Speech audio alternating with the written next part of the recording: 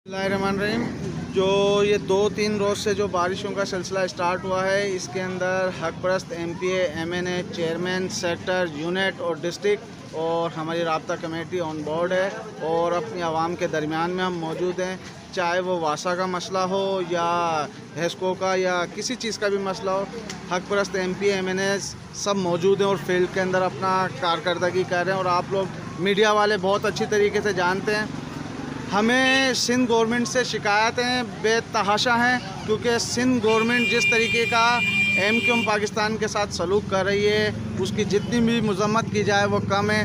जे 2 दिन पहले बरसात से के वज़ीर आला साहब और वज़ीर बल्दियात और 2-3 मिनिस्टर हो आए थे, लेकिन उन्हें ये नहीं पता कि हैदराबाद के MPA MNAs को भी बुलवा के इधर के शहर के मसले मसाइल पूछे जाएँ।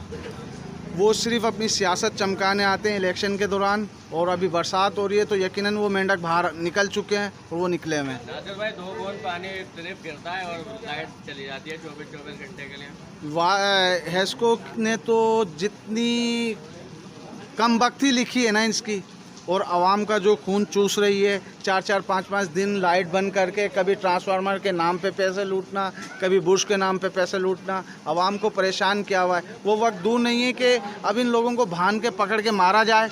ये समझ रहे हैं कि बस सभी लावारिसों का शहर है, लेकिन MQM पाकिस्तान खड़ी है अपने आवाम के साथ। हमने उन्हें 24 घंटे का टाइम दिया। 24 घंटे के अंदर अंदर अगर उन्होंने हैदराबाद के मसले मसाइल हल नहीं किए तो हम CO के ऑफिस के सामने धरना देने की इंशाल्लाह और अपनी आवाम को ले जाके भरपूर एहतजाज रिकॉर्ड करवाएंगे।